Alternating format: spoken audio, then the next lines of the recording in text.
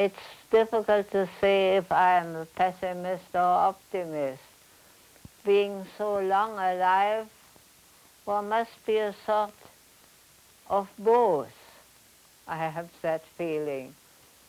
It's very difficult to stay an optimist the whole time, especially if you get older and see how the world looks around you, and see that they are preparing for a third world war, and I had enough of two, I must say.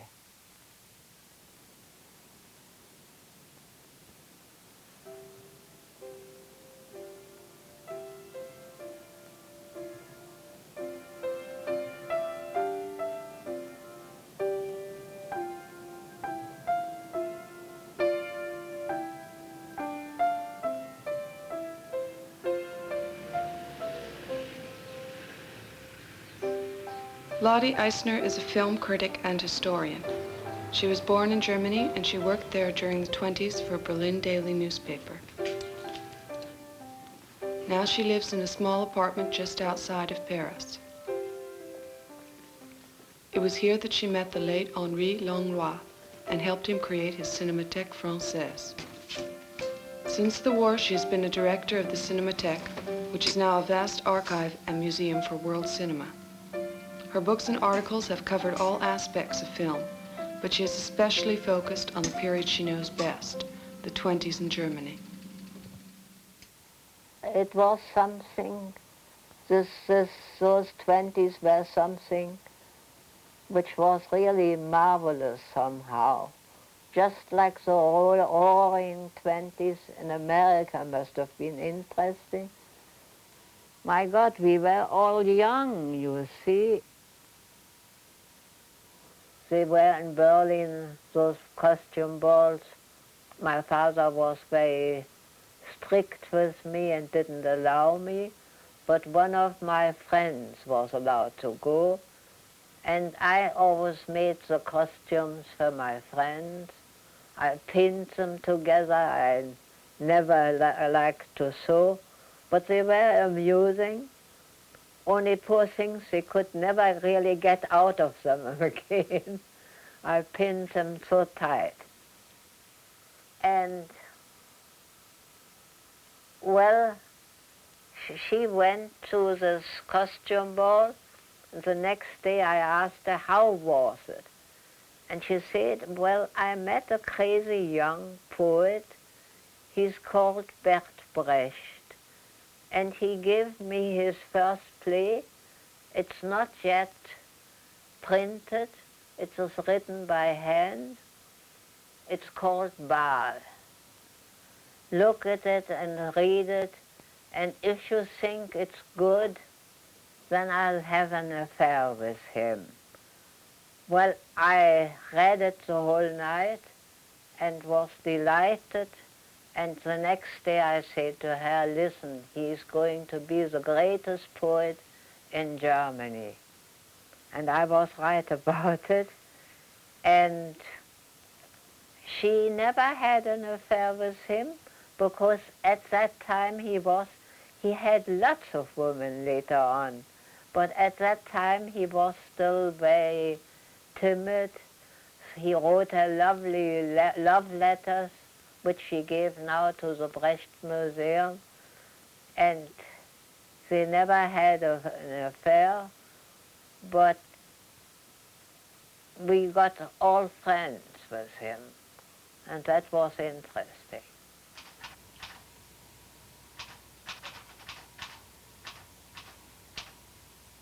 It is peculiar. I don't want to live in Germany. That's gone for always. But there is still something which ties me to Germany. And it's very peculiar that since I became older, I feel that stronger than before. It is perhaps that I had my roots once in Germany, and now I am without roots. And it is some things you can't explain, I believe. The brief golden age of German film during the 20s produced classics like The Prophetic Nosferatu by F.W. Murnau, the realistic Joyless Street by G.W. Pabst, and the expressionist masterpiece Metropolis by Fritz Lang, one of Lotte's oldest friends.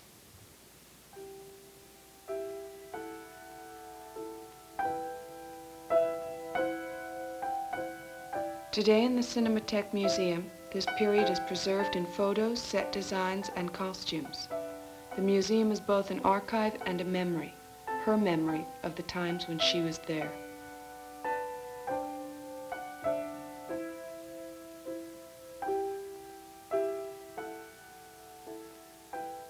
The 20s were a curious time. The war had been lost, and people were rather unhappy in Germany.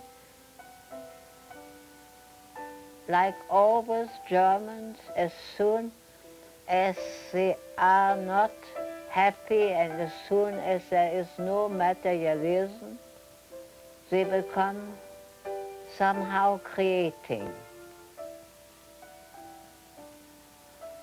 That happened already during Goethe and Schiller in the time of Napoleon.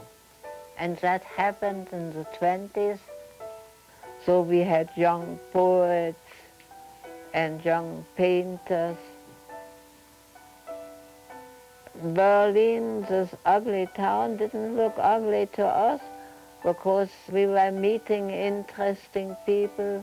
I met Pudovkin at a friend's, and then later on, when I was a journalist, I met Eisenstein. There was something new every day. When I met Eisenstein, I was swept off my feet. I never saw a man like him who knew all languages, French, German, English, had read all books. And you see, he didn't look small to me.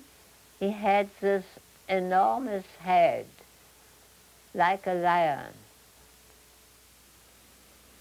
When I got to know films, I went to see shooting to learn something about the camera, and like that I could write. And that is a thing I did often. And I never forget, it must have been 28. I began at 26, 27. And I went to see a film which Pabst was shooting. And there was an absolutely beautiful girl, Louise Brooks. And during the change of light, she was reading a book. And I said, what book can this beautiful girl read? And she was astonishing because she had a sort, what the French call la présence. She was already very modern in her way. And I thought, what is she reading? And I looked what she reads and see it's a translation of Schopenhauer, the German philosopher. I said, it is not possible. That is a publicity stunt of Pabst. He knew I was coming. And 30 years later, I got to know Louise Brooks and we became great friends. And I said to her in 58,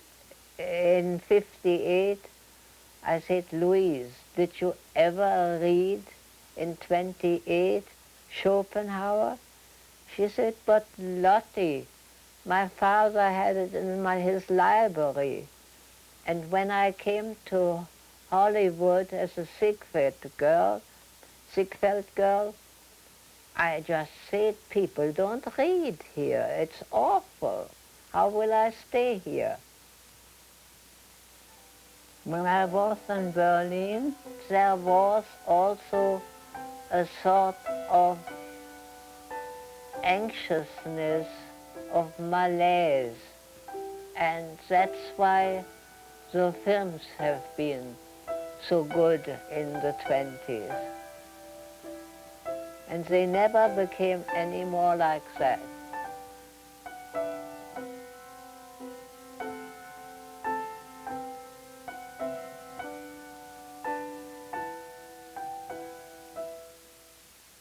One day in my office came Leni Riefenstahl, and she turned around and around, and I knew she wanted something.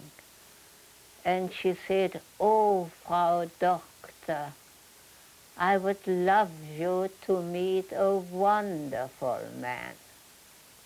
Now I knew through Louis Trenker, the actor, that her men were really not wonderful. So I said, "Who is it, Leni?"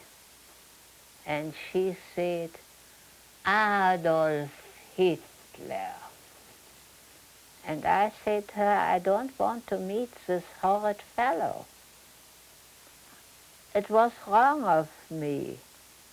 I ought to have gone to have tea with him as he wanted me to, with a little bottle of poison. Then perhaps there wouldn't have been Hitler, but there would have been Himmler or Goering or Goebbels or somebody else. And I would have been the unknown Joan of Arc, because I wouldn't exist anymore. They would have killed me."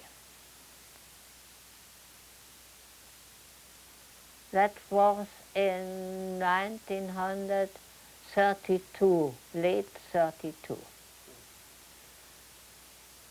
Then the Nazis in their Völkische Beobachter wrote, "The Jewish Bolshevist journalist Lotte Eisner has written that and that." And they said about me, "When heads will roll, this head will roll." So I said to my sister-in-law, I will go away from Berlin to Paris. I had a sister married with a French fellow. And so I didn't even go home anymore. My sister-in-law packed my things, and I went off. And when I met my brother-in-law in Paris, he said, "Oh, you are coming for a holiday?" I said, "Eugène, it will be a rather long holiday, I suppose." Lotte never lived in Germany again.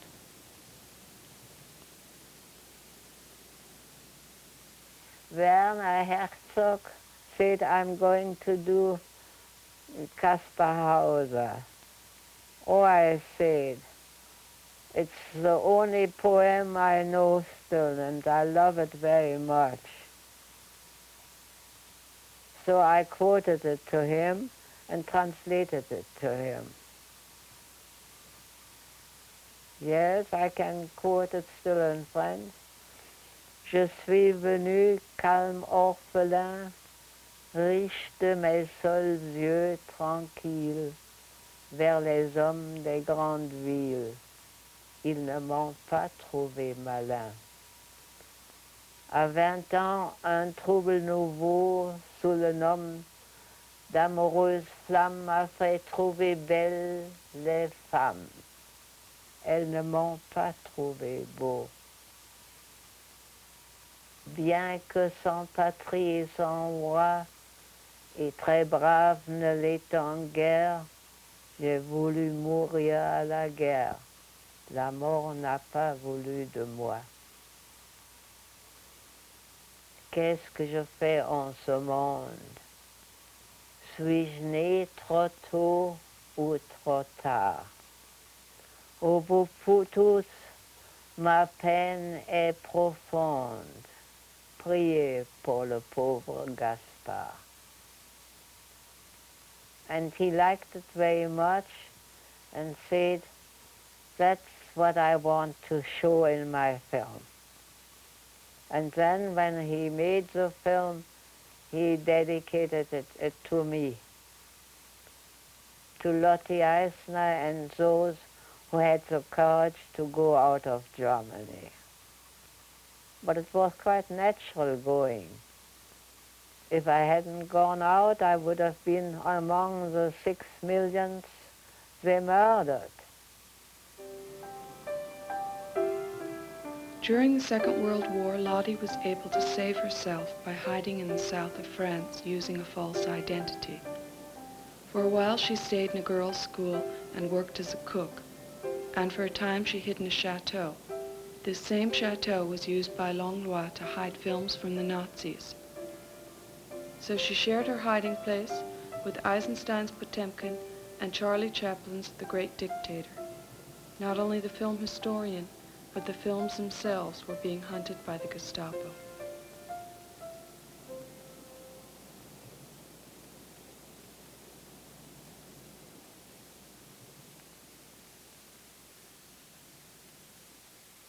When I went back to Berlin after the war, it was a strange town for me. Where we had lived, not a stone was standing anymore. And even the Tiergarten itself, there were no trees in the beginning. It had to grow all again. Nothing was like the old days. And we could look for La Recherche du Temps Perdu. I just said, I have nothing to do in this Berlin. Let's scram. I just hated it.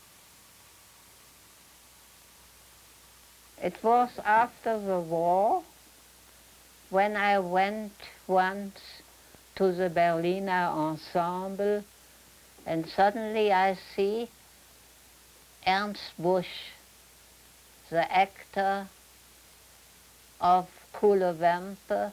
He played their young worker, and the street singer in the Three-Penny Opera.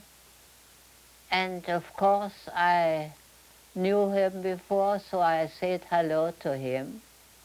And he was first very cool, saying to me, since when are you in Paris? I laughed and said, oh, since 33. Then he became very nice to me and said, you see, I ask that everybody because I don't want to give my hand to a Nazi. I want to know whom I give a hand to. So you have been here since 33, so I can accept you. And that was a good idea, and I told that to people when they said, why didn't you go back to Germany again after the war? And I said, I would never go back because I don't know to whom I could give my hand. After the war, Lotte went to see the director G.W. Pabst in Vienna to obtain his original scripts for the museum. Pabst had stayed in Germany and continued to work under the Nazis. So I went, it was in 46. It was the first time I went to Vienna, and I loved Vienna, but I didn't love the idea to meet Pabst. And Pabst came with upstretched red hands and said, how wonderful to see you. And I said to him, it's not your old friend, G.W., it's the Cinematheque who's sending me. And he said, you don't believe all that stories about me. I said, my dear, I have to believe them. He said, wait a moment, fetched a big bag and said, ask me questions. So I asked him, why were you in Vienna when Munich was? And he said, my father was terribly ill. See here the announcement of his death. Look at the dates. So I said, but why were you in Berlin when war broke out? And he said, my father-in-law was very ill. Look at his death certificate. Look at the dates. I said, why did you stay in Berlin? He said, here are the luxus cabins of a ship for my 2 sons and my wife and me. Why didn't you go to America? I didn't go because I lifted a heavy trunk and got a hernia. Look, here is my operation. When I heard all that, I said, listen, I was accustomed through Brecht to read Edgar Wallace.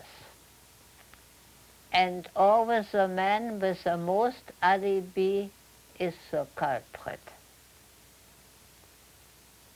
He wasn't very happy about it, and perhaps it is that why we didn't get, he sold his scripts to the Munich Museum and not to us. Since the war, her life has centered around her work at the Cinematheque with Henri Langlois. There was even a visit to East Berlin, where Langlois was mounting an exhibition about film. He was a master at putting up these exhibits, and it was Lotte's job to supervise a costume display. And I was there before he came, and I couldn't find anybody to put up the costumes like we wanted. I knew how Langlois had somebody who in all his exhibitions used to know how to put up costumes. And they were stiff like soldiers. And I said, oh, those Eastern Germans. And I said to a man who was working with me, tell me, haven't you got some homosexual who has taste? And the next day Langlois came, the costumes were put up, and Henri said, but my dears, I don't know what you want, they are amazing. I said, yes, I wonder what he did. And I asked him, what did you do? It's excellent now. He said, well, I followed your advice. I had 4 different people who were going to put the costumes up, and I said to them, who of you is a homosexual? And one made like that. And I said, you are engaged. And he really had taste, and he knew how to do it. And the secretary said, oh, this woman, how could she say that?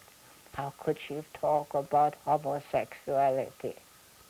And they were very offended about it. And we laughed heartily. It was a funny story. In France, I said, what will happen? Will there never be anything again in Germany like the 20s? Recently, German film has come back to life. A new generation of young German directors has finally picked up where the filmmakers of the 20s left off. Lotte was an early and enthusiastic supporter of this new movement. Directors like Wim Wenders, Rainer Fassbinder, and especially Werner Herzog. I am not astonished that Herzog has made a Nosferatu thinking about Murnau. He wanted me to come and see the shooting for a sort of blessing. And so I went to Delft, and there was a connection which is something which is unexplicable, which just is there. I have had the feeling that Murnau gave him a sort of blessing through me. Well, Wim Wenders came to see me, and I liked him very much. And we had also immediately a sort of contact. He is, of course, completely different than Herzog. With Herzog, it is the mise en scène of landscape which interests me so much. And with Wenders, it is a sort of new written of people in cars, people in trains. People are always going from one place to another, and there is a sort of restlessness, which is also typical German. Fassbinder is different again than the two others. Fassbinder is a sort of violence sometimes. He has this violence because there is so much stuffiness now in Germany. In this Germany, which has become a rich country, a little because of the Americans who gave them too much money when they were poor. And there is a materialism on one side, which the young Germans just hate. And that's why they are unhappy. And it is very funny, a German has to be unhappy to be creative. Yes, it is very peculiar. I have that feeling that suddenly I understand the young Germans again, and there is some contact again, and I thought I would never give a hand anymore to any German, you see. There are, of course, so many films I have seen, and there is still so much to see that you will never get really over with it. There are so many films which are lost, which we will never see again, and you just know the names of them. It's quite sad, film history.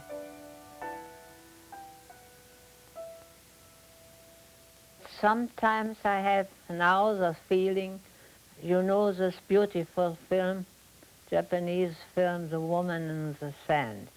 She is digging along and digging along, and she couldn't understand why. Well, I feel sometimes like this woman, digging along, and that's my work at the Cinematheque.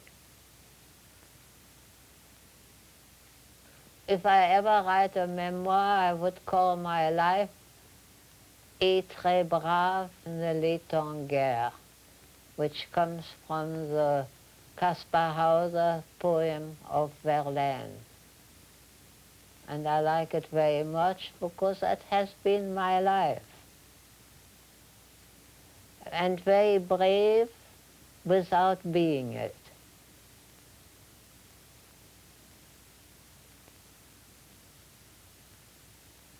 Because I fought for things which one day perhaps will be lost. Heaven knows how long the Musée de Cinéma will exist, and heaven knows if in hundreds of years people will still see films of Murnau and Lang and Renoir.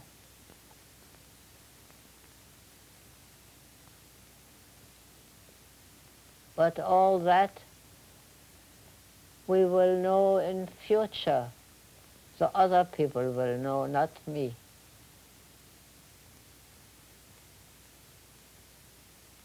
Could you take the light off?